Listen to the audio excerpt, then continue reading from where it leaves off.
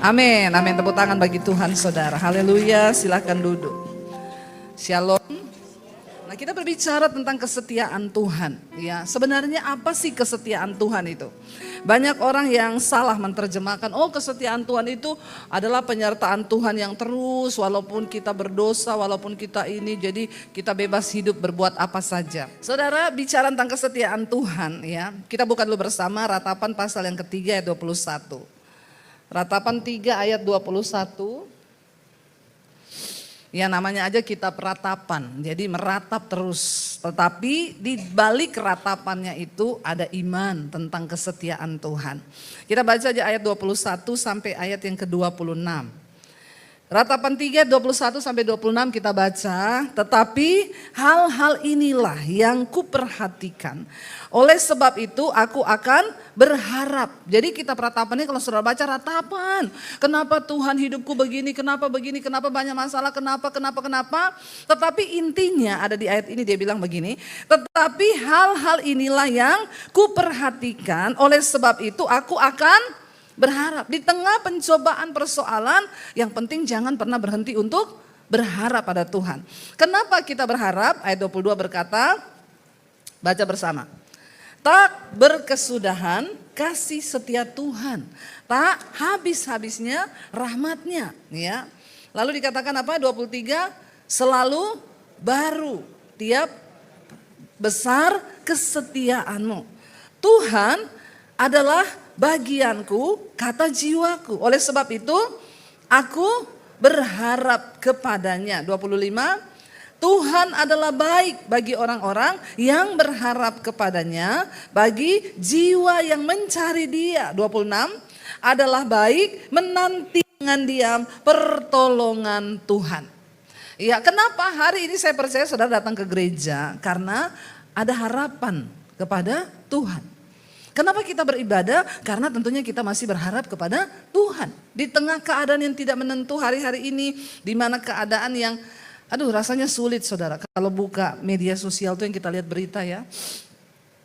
Wah ini ada babak baru, wah ini begini, bakal terjadi gini, akan itu. Rasanya baca berita itu, damai sejahtera kita mau hilang ya. Yang muncul kekhawatiran, ketakutan, bukan cuma Indonesia melihat keadaan dunia, ya kan? Ya kita hari-hari ini rasanya diperhadapkan dengan situasi yang membuat rasanya tidak mudah untuk berharap. Tetapi Alkitab berkata kita harus berharap kepada Tuhan, tetap berharap. Yang pertama ayat 22 berkata, kenapa? Karena tak berkesudahan kasih setia Tuhan, tak habis-habisnya rahmatnya. Bagi setiap orang yang mau kembali kepada Tuhan hari ini, apapun keadaanmu, apapun dosamu, percayalah tidak pernah berkesudahan kasih setia Tuhan. Lalu kita akan belajar, ya apa sih arti kesetiaan Tuhan, kasih setia Tuhan bagi kita itu. Ya kesetiaan Tuhan yang pertama itu adalah menyelamatkan kita yang percaya kepada Dia, amin. Saudara, ketika bangsa Israel, satu contoh, kita tahu pada waktu sejarah bangsa Israel. Ya, ketika pada waktu Yusuf pertama kali dibuang ya oleh saudara-saudaranya. Lalu dia dijual ke Mesir dan kita tahu bersama ternyata itu adalah satu bagian dari rencana Tuhan. Lalu Yusuf di Mesir, singkat cerita dia mengalami proses yang betul luar biasa. Tapi pada akhirnya Tuhan pakai dia menjadi Perdana Menteri di Mesir. Dan ketika terjadi kelaparan di Mesir, ya, lalu keluarganya yang dulu buang dia itu datang ke sana beli gandum karena kelaparan besar terjadi dan hanya di Mesir yang ada gandum. Lalu keluarganya pergi beli, lalu mereka melihat Yusuf, tapi mereka tidak kenal Yusuf karena Yusuf sudah penuh kemuliaan. Tapi Yusuf kenal mereka karena tidak berubah begitu-begitu saja bentuknya. Orang kalau dalam kemuliaan Tuhan pasti berubah, amin. Ya, tapi kalau enggak ya begitu-begitu tuh saja hidupnya, enggak ada perubahan. Kita semua harus berubah. Semakin engkau berubah menjadi orang yang berkenan pada Tuhan, semakin kemuliaan Tuhan itu nampak dalam hidup kita. Amin. Tuhan angkat hidupmu. Ya, dulu saya datang ini masih kecil, sekarang sudah lebih besar toh. Ya, itu berarti ada perubahan. Nanti saya datang lagi lebih besar lagi. Ya, jemaatnya lebih luar biasa lagi. Ya, karena ada Tuhan saudara. Ketika keluarganya lihat Yusuf, mereka tidak kenal dia sudah penuh kemuliaan, dia pakai jubah kemuliaan. Tapi Yusuf kenal, ini keluargaku yang dulu buang aku. Ya, dan akhirnya saudara, ketika akhirnya Yusuf memberi, kasih dia gandum tapi duitnya balikin, kata Yusuf, enggak usah diterima duitnya. Singkat cerita, selidik dalam penasaran mereka, akhirnya Yusuf mengenalkan diri, aku ini Yusuf yang dulu kau buang. Ya, mereka minta ampun, memohon pengampunan, jangan marah kepada kami. Yusuf bilang, enggak, Allah lah yang merencanakan semua ini. Karena Allah tahu aku harus menyelamatkan keluargaku. Semua yang terjadi dalam kehidupan kita, percayalah bahwa Tuhan turut bekerja. Amin, saudara. Dan singkat cerita, bangsa Israel menjadi bangsa yang besar di Mesir. Yusuf angkut semua keluarganya datang ke Mesir. Tinggal di sini. Aku sekarang punya kedudukan. Yusuf memberkati keluarganya beranak pinak, mereka menjadi bangsa yang besar di Mesir. Ketika mereka mulai besar, lalu Yusuf mati, Fir'aun mati, naiklah Fir'aun yang berikutnya, Raja Mesir, yang sudah tidak lagi mengenal Yusuf. Dan semuanya bisa berubah. Tiba-tiba Raja Mesir berkata, ini orang Israel sudah terlalu besar di sini ya. Ya nggak bisa loh kita biarin mereka begini, nanti mereka akan menguasai kita. Ayo kita jadikan mereka budak. Ya, dan akhirnya ya mereka dijadikan budak di Mesir. Mereka ditindas, mereka disiksa. Dan sampai akhirnya mereka ingat lagi bahwa mereka punya Tuhan. Dan firman Tuhan berkata, mereka berseru-seru kepada Tuhan. Lalu kasih setia Tuhan dinyatakan bagi mereka. Baca Keluaran pasal 2 ayat 24. Keluaran 2 ayat 24, ketika bangsa Israel mulai berseru kepada Tuhan, bukan hanya berseru, mereka mengerang, mereka menangis kepada Tuhan. Saudara alami kasih setia Tuhan, menangislah. Orang-orang yang akan mengalami kasih setia Tuhan, orang-orang yang datang merendahkan diri, menangis, mengerang di hadapan Tuhan. Keluaran 2 ayat 24, baca bersama. Ya, Keluaran 2 ayat 24, Allah mendengar mereka mengerang. Lalu ia mengingat kepada perjanjiannya dengan Abraham, Ishak dan Yakub. Maka Allah melihat orang Israel itu dan Allah memperhatikan mereka. Amin. Kita semua berhak mengalami kasih setia Tuhan. Tapi bagaimana caranya? Datang di kaki Tuhan, mengerang sama Tuhan. Supaya Tuhan ingat akan janjinya atas hidup kita, amin. Ya, bagaimana kita bisa mengalami kasih? Saya percaya gereja ini pertama kali ada, pasti banyak air mata, ya. Benar nggak saudara? Ya, pasti banyak mengerang di kaki Tuhan. Kita yang tadinya tidak mengerti jalan bagaimana, tapi ketika kita menangis di kaki Tuhan, maka Tuhan menyatakan kasih setianya, amin saudara. Ya, makanya saya selalu bilang orang Kristen, enggak usah cari-cari pendeta suruh doain. Datang sendiri di kaki Tuhan. Mengerang, menangis, sentuh hati Tuhan. Kalau kita cuma titip doa sama pendeta, ya enggak ada pendeta yang sakti di sini. Ya, amin. Bahkan saya pun tidak sakti. Tapi kita punya Tuhan yang luar biasa, yang berkuasa. Ya, jemaat tuh kan apa-apa Pak, doain dong Pak Gembala, doain dong Pak, saya sakit perut Pak, saya sakit gigi Pak. Ya cuma masalah kecil-kecil datang cari pendeta. Ya enggak usah cari pendeta. Masalah besar, masalah kecil, kita punya Tuhan yang kuasanya tidak terbatas. Amin. Tepuk tangan buat Tuhan saudara. Ayo kita sudah datang di Gunung Kudusnya Allah. Kita sudah beribadah kepada Tuhan yang hidup, Allah yang luar biasa. Sayang kalau engkau tidak mengalami kemuliaan Tuhan, amin. Hidup manusia itu cuma 70 tahun, kalau sampai. Loh benar, karena banyak yang tidak. Siapa yang udah lewat dari 70, angkat tangan. Dapat sepeda di bawah nanti, Oma. Ya ada sepeda di bawah, ambil aja. Sepedanya siapa tidak tahu. Ya. Loh orang makanya saya salut kalau lihat ibu-ibu bapak-bapak yang sudah 70. Ya karena Alkitab bilang kan umur manusia itu 70. Ya. Tapi kalau lewat ada memang. Tapi kebanggaannya penderitaan, sakit penyakit. Ya. Makanya ketemu orang di atas 70. Oma apa kabar? Lutut sakit. Ya toh? Iya terus kepala sakit. Semua sakit. Memang itu manusiawi, normal. Dan Alkitab udah bilang. Ya, tidak semua orang mau sampai 70 loh, maka jangan sombong. Kita hidup karena anugerah Tuhan. Umur kita itu terbatas cuma 70. Jangan sampai engkau tidak mengalami kemuliaan Tuhan. Bagaimana mengalami kesetiaan Tuhan, kasih setia Tuhan, mengerang datang di kaki Tuhan. Lalu ketika mereka mengerang, Allah mendengar mereka mengerang. Lalu ia mengingat kepada perjanjiannya. Buat Tuhan ingat perjanjiannya. Bagaimana? Dengan cara ketika engkau nangis di kaki Tuhan. Ada masalah, nangis di kaki Tuhan. Ada masalah, gak usah cari mertua, amin. Ada masalah, gak usah cari anak, amin ibu-ibu.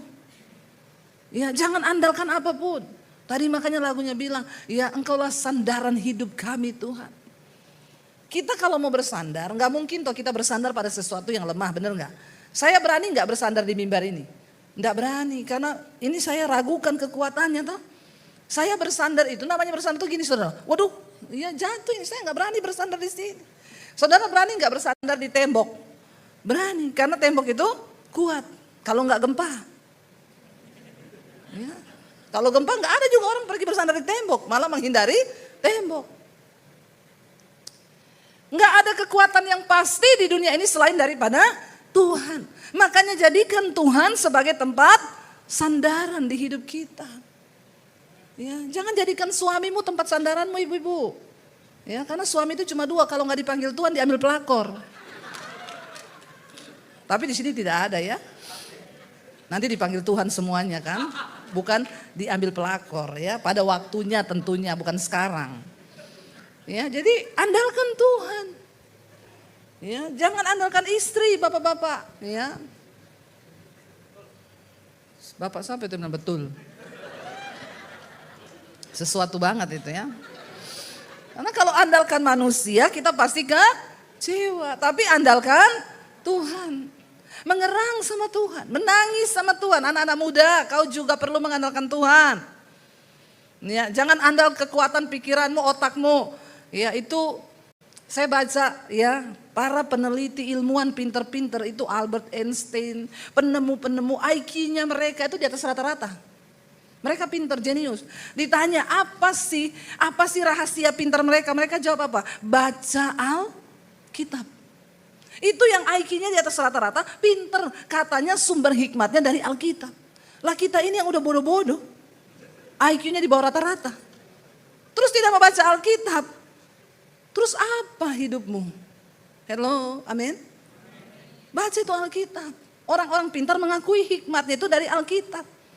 Ya, miskin boleh, goblok jangan. Amin. Lo benar saudara, bisa orang itu terlahir miskin bisa. Tapi goblok dilarang. Kenapa orang jadi goblok? Karena nggak baca firman Tuhan. Jadi bodoh. Ya makanya anak-anak muda yang perempuan gampang menyerahkan tubuhnya kepada laki-laki yang baru dikenal. Kenapa? Goblok. Nggak baca Alkitab bahwa tubuhmu itu bait Allah, bait Roh Kudus yang diam di dalam kamu. Amin apa amin? Ya, menjaga pergaulan yang benar, menjaga hidup dalam kekudusan. Sekarang kalau kita nggak mengupgrade diri dengan firman Tuhan, nggak bisa. AI lebih pintar dari kita. Ya, semua sekarang mulai digantikan sama AI, saudara. Ya, apa yang tidak tergantikan? Pengkhotbah sekarang di luar negeri banyak yang khotbah AI. Bahkan lebih pintar daripada pendeta. Karena dia bisa merangkum semua ilmu pengetahuan. Saudara ketik aja di situ. Ya, misalnya hidup dalam pimpinan Tuhan. Itu AI kasih tahu semua begini, ayatnya begini, kasih tahu dia. Nah kalau dia mau khotbah tinggal dijadikan suara toh. Pintar. Lalu orang bertanya sama saya, menurut ibu gimana bu itu di beberapa negara di luar negeri yang khotbah udah robot AI. Saya bilang baguslah, setidaknya AI kan tidak homo. Tidak selingkuh, iya enggak? Sekarang kan pendeta habis selingkuh khotbah banyak tuh. Di mana? Kok kau tahu? Banyak begitu? Iya. Semangat sekali kau bilang banyak. Di mana, Ibu? Iya, di mana-mana toh. Pendeta homo habis homo khotbah ada enggak? Ada? Di mana? Di mana-mana. Dunia ini sekarang kita nggak tahu. Ya saya bilang bagus juga itu. Setidaknya dia tidak selingkuh, tidak homo. Ya, kan banyak orang sekarang melakukan dosa gampang khotbah di mimbar. Ya, gampang berdiri, gampang menyatakan, tapi kan Tuhan akan menilai hidup dan hati kita. Ya. Jadi mengerang sama Tuhan. Anak-anak muda, ya isi otakmu itu dengan firman. Saya mau bilang loh, kau cuma jangan andalkan, oh saya disekolahin papa saya. Ya. Saya S1, S2, S3, S4, S21 kayak Samsung kau. Ya. Kau boleh punya semua itu, tapi bukan itu yang menjadi andalan. Karena dunia berubah begitu cepat. Ilmu kedokteran, sekarang saya baca ada rumah sakit AI di Tiongkok. Dia bisa mendeteksi kanker hanya dalam waktu 5 menit. Kalah saudara keahlian para dokter. Kita mau operasi aja suruh pilih, ibu mau operasi pakai dokter manual atau mau pakai AI. Kalau pakai AI nggak ada luka. Langsung pulang. Ya, kalau dokter biasa dibelah dari sini ke sini.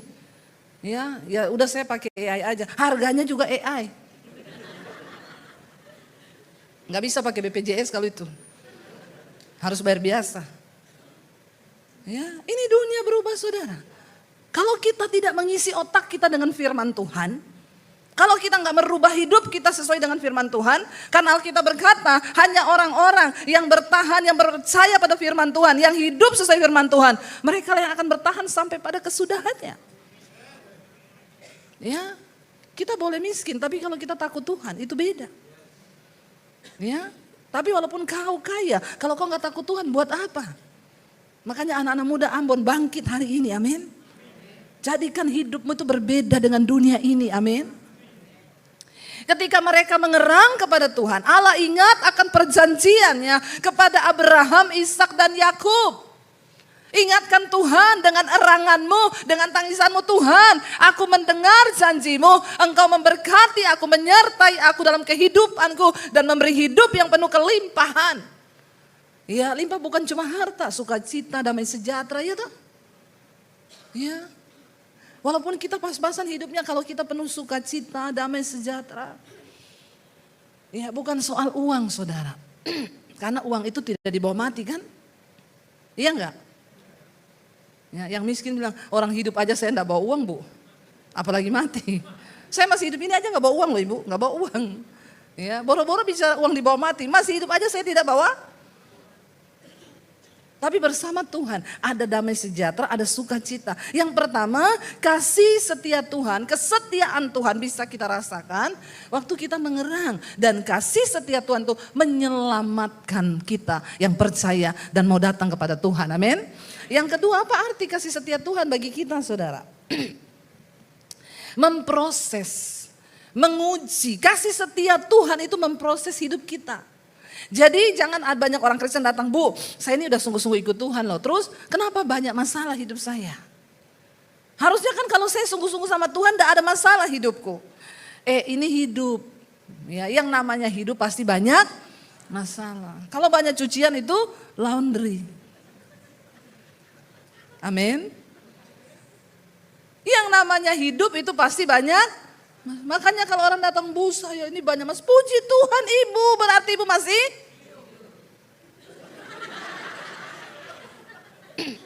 Jadi Pak Gembala kalau orang datang bilang punya banyak masalah, bilang puji Tuhan berarti kau masih.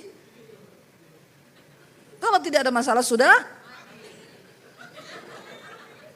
Jadi mau mati atau mau hidup? Ya.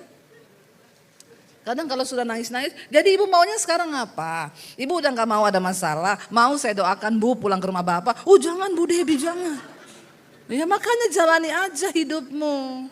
Prosesmu itu dijalani. Kita ikut Tuhan bukan berarti tidak ada masalah. Salah pemahaman kita seringkali. Banyak orang Kristen sesat.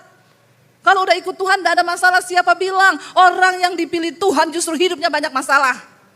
Tapi jangan cari-cari.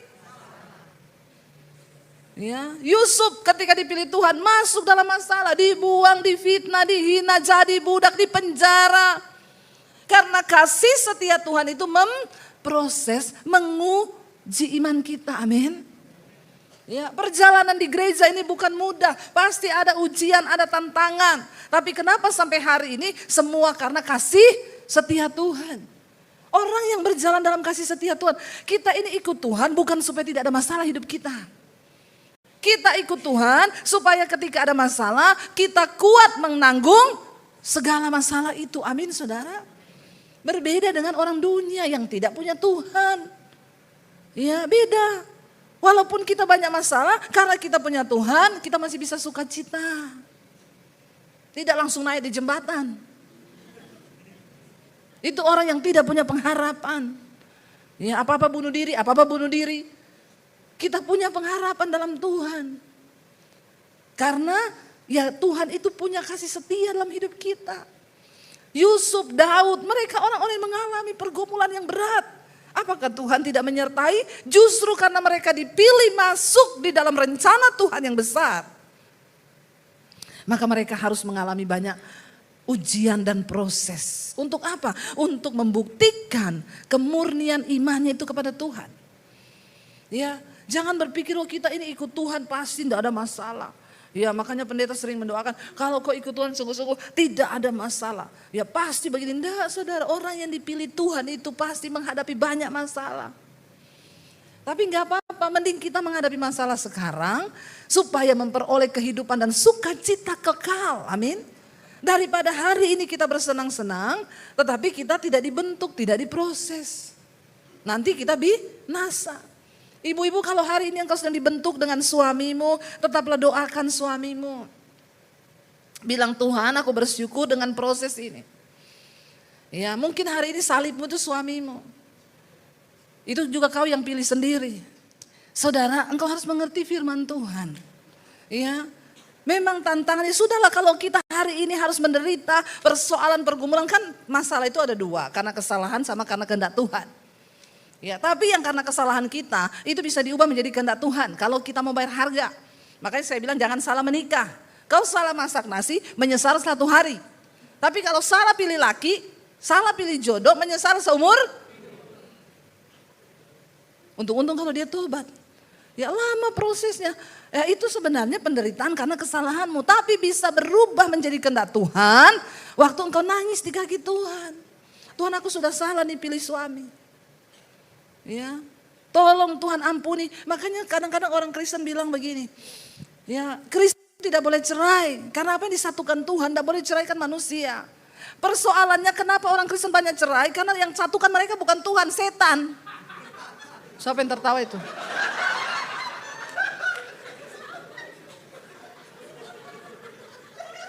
Lah kalau kita pikir-pikir betul enggak? Dia ketemu di diskotik ini. Akhirnya melakukan hubungan setubuh, lalu hamil, terus kawin. Itu Tuhan yang satukan. Saya mau tanya, bukan matamu lebar-lebar anak muda ya. Kenapa banyak perceraian terjadi? Nah ini orang-orang begini, dia ketemu di diskotik, lalu hamil nih, melakukan hubungan terlarang. Hamil, terus ke gereja. Pak Pendeta saya mau kawin, bisa diberkati? Dia itu diberkati cuma untuk validasi. Bukan karena takut Tuhan, bukan karena mengandalkan Tuhan. Cuma kan orang kawin harus ada surat, bener enggak? Kalau enggak anaknya dikatakan bayi ajaib, belum kawin kenapa sudah hamil, sudah lahir, kan bayi ajaib itu. Dia takut nanti anaknya dibilang anak haram. Hello, coba kita berusaha hidup menghormati Tuhan. Surat itu bukan, kita nggak bisa bohongi Tuhan. Jangan dipikir setelah kau nikah di gereja terus Tuhan berkati. Hello, banyak orang Kristen hidup di bawah kutuk. Kau datang ke gereja minta pemberkatan, bukan dari hatimu, cuma demi surat. Makanya banyak orang tidak menghormati pernikahan. Karena dia gak sungguh-sungguh dengan hidup takut akan Tuhan. Yang temukan dia syaiton. Apalagi kalau saudara nikah di daerah-daerah.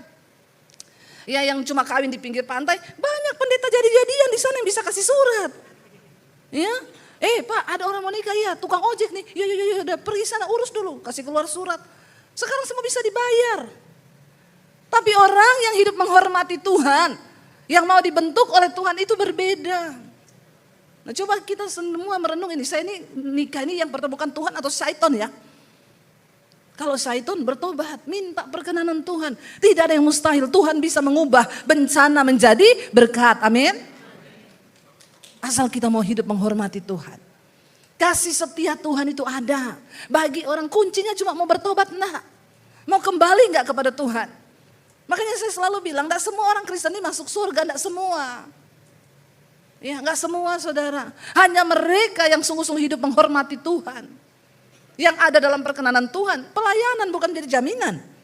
Saya pengkhotbah gak jadi jaminan saya masuk surga. Kalau saya tidak hidup taat kepada Tuhan, menghormati Tuhan. Ya, pemain musik, singers, jangan bangga dulu kamu di sini main musik ya, nyanyi apa. Terus kamu pikir kamu masuk surga, hello. Ayo kita bertumbuh menjadi gereja yang dewasa. Makanya Tuhan Yesus bilang, ada saatnya nanti di kali yang kedua waktu aku datang, disitulah aku baru akan berterus terang. Banyak orang datang aku, Tuhan, aku singer setiap minggu loh di gereja. Tuhan, aku ini pengkhotbah, Tuhan, aku doakan orang, aku bangkitkan orang mati. Tuhan bilang, saat itulah aku akan berterus terang. Aku tidak mengenal engkau, pembuat dosa, pembuat kejahatan.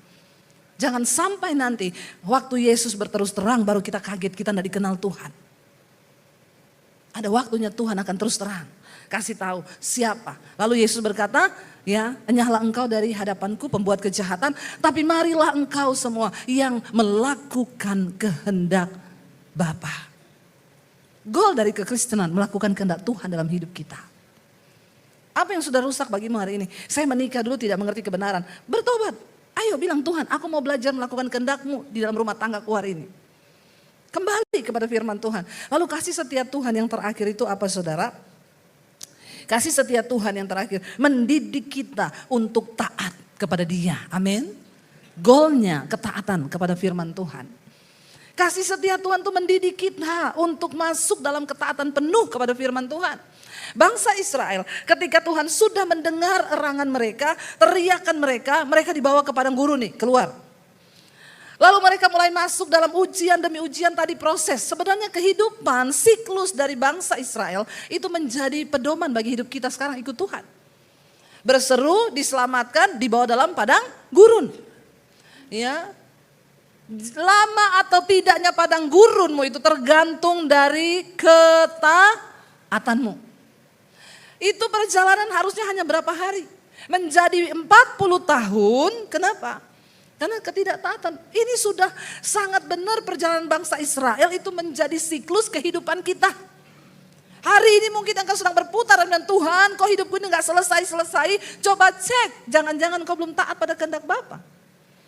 Karena Tuhan membawa bangsa Israel dituntun masuk mengalami ujian demi ujian demi ujian. Supaya mereka itu tunduk pada firman. Cuma satu, jadikan dia Bapa, taat pada Dia, dengarkan firman-Nya. Itu goal dari kekristenan, amin. Kita taat pada firman Tuhan, melekat dan dengar-dengeran sama Tuhan. Ketika bangsa Israel mengalami banyak ujian di padang gurun, mereka dibunuh, satu-satu dibunuh. Setiap ketidaktaatan mereka mati. Ya, karena ketidaktaatan itu mendatangkan murka Tuhan. Jangan bilang hari ini Tuhan sudah tidak murka, saudara. Tuhan masih murka. Dia bicara lewat gempa, lewat alam, lewat apa, itu murka Tuhan. Ya, Dia Allah yang menguasai alam semesta. Dan ketika Dia murka, segala sesuatu bisa terjadi, menjadi satu peringatan bagi kita untuk kita bertobat. Amin. Ketika bangsa Israel itu sudah tidak taat, mereka itu menyembah dewa mereka di padang gurun, marah, mereka bikin lembu emas, mereka menyakiti hati Tuhan.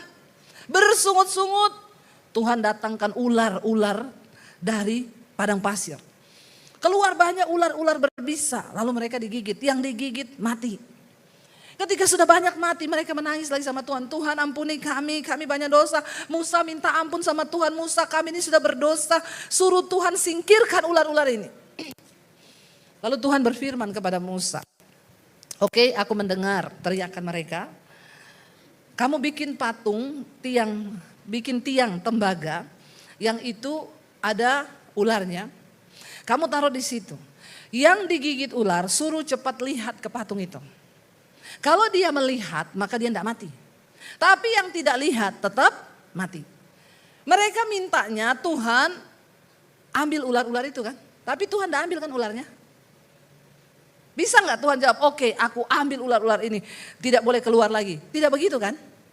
Tuhan tetap biarin ularnya. Tapi Tuhan suruh Musa bikin tiang tembaga yang ada ularnya. Siapapun yang digigit harus melihat kepada tiang itu. Ini bicara tentang ujian ketaatan. Tuhan gak mau ambil ularnya, tetap ada itu ular. Dan mereka tetap digigit.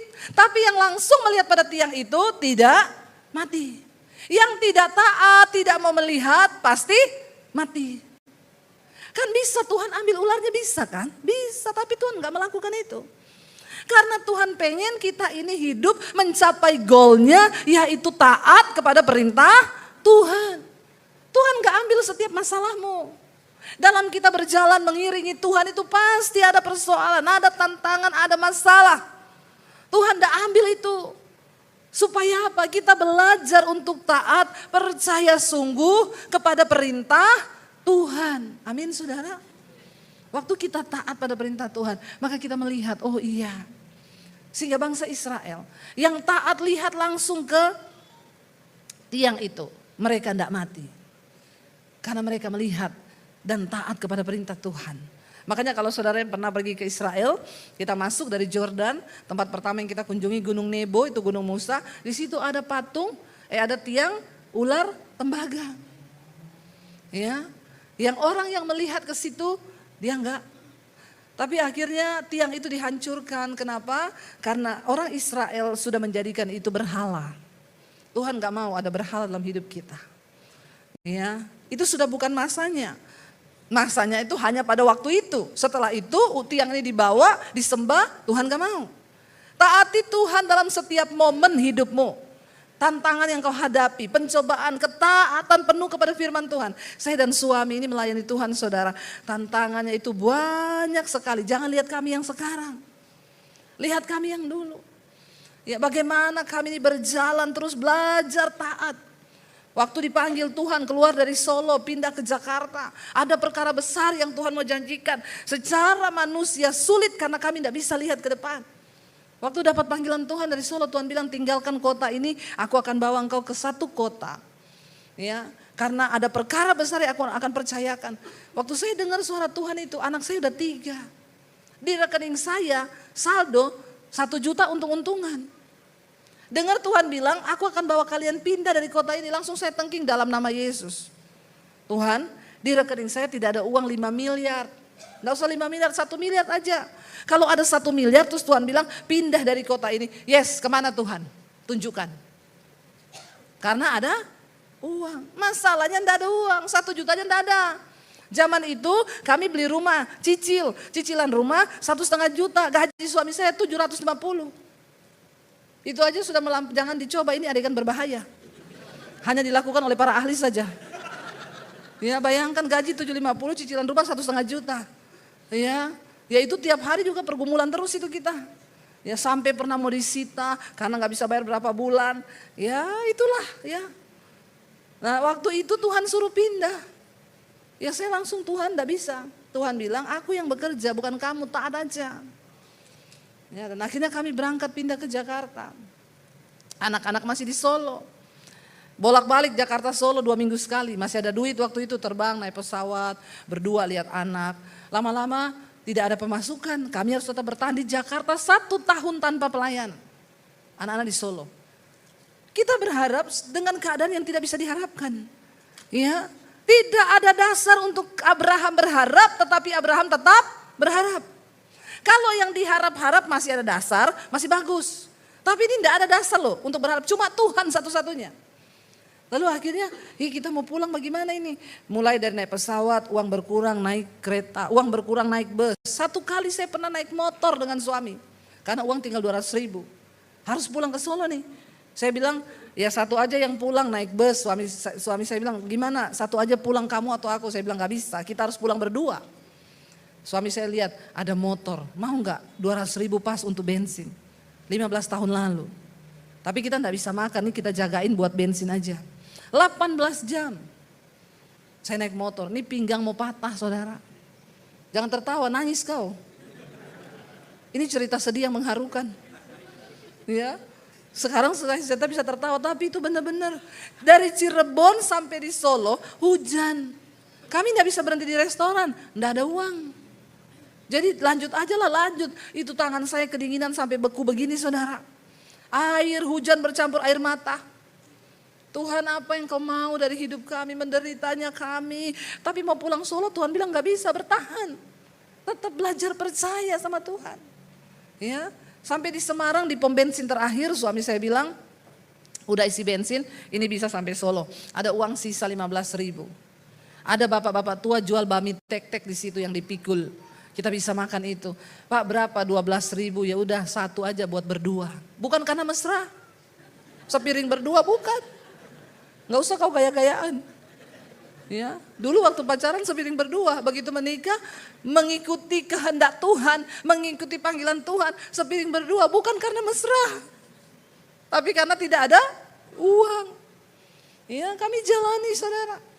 Ya, pulanglah kita ke Solo, sampai di rumah jam 3 pagi saya lihat anak-anak saya tidur. Saya bilang, Tuhan, saya nggak mau balik ke Jakarta. Nggak ada harapan, nggak ada gaji, nggak ada apa-apa di sana. Saya di sini aja, rumah kami baru beli. Tapi karena kami tinggalin, jadi pelayanan di Solo juga semua kan off. Nggak ada apa-apa, nggak ada pemasukan. Saya dan suami hidup hanya percaya sama Tuhan. Kami hidup dari pelayanan. Kami nggak kerja, kami nggak ini. Ya, jadi saya bilang waktu pandemi sama suami, kita ini ternyata terlalu percaya Tuhan ya. Baru terasa ketika pandemi nggak ada uang masuk. Nggak ada gaji. Makanya dari dulu kalau mau beli barang, cicil, nggak bisa. Ditanya, ibu ada gaji? Ada, dari mana? Dari surga. Slipnya ada? Nggak ada. Lah kok bisa? Dengan iman slipnya. Kan dari surga. Bang bilang, oh nggak bisa gol ibu. Kenapa? Kami nggak terima slip dengan iman. Kebetulan bos kami belum beriman. Jadi nggak bisa. Jadi ternyata hidup belajar mempercayai Tuhan itu nggak gampang. Itulah kita perlu iman. Karena iman itu bisa melihat hal-hal yang belum terjadi. Tapi hari ini saya mau bersaksi sama saudara. Kami mengalami sampai kepada tanah perjanjian yang Tuhan berikan itu. Setiap kita punya tanah perjanjian. Gereja ini punya tanah perjanjian. Ini baru awal melangkah. Ya, masih ada banyak padang gurun sampai kita mencapai tujuan Tuhan atas hidup kita. Saya berdoa kita semua mengalami kasih setia Tuhan. Ya, seperti gereja ini bisa mengalami ya kasih setia Tuhan semakin hari semakin diperbesar kapasitasnya. Masih ada bangku-bangku yang kosong Bapak Ibu, saya nggak tahu ini karena sepak bola atau apa. Tapi ayo cari jiwa, amin. Supaya semakin dipenuhkan. Kita semua harus bekerja loh saudara. Kita sudah mengalami kasih setia Tuhan. Kita semua harus bekerja. Bagaimana membalas kasih setia Tuhan? Cari jiwa, bawa untuk kerajaan Allah. Tetanggamu, saudaramu yang belum ke gereja, ajak dia, ayo ngalami Tuhan yuk. Ayo ikut ke gereja yuk beribadah. Karena waktu kita menghadap Tuhan satu saat nanti. Apa yang akan Tuhan tanya? Ya, mana yang kau persembahkan bagiku? Berapa jiwa yang kau bisa bawa bagiku? Itu yang menyenangkan hati Tuhan. Karena satu orang bertobat, seisi surga bersorak-sorai. Amin.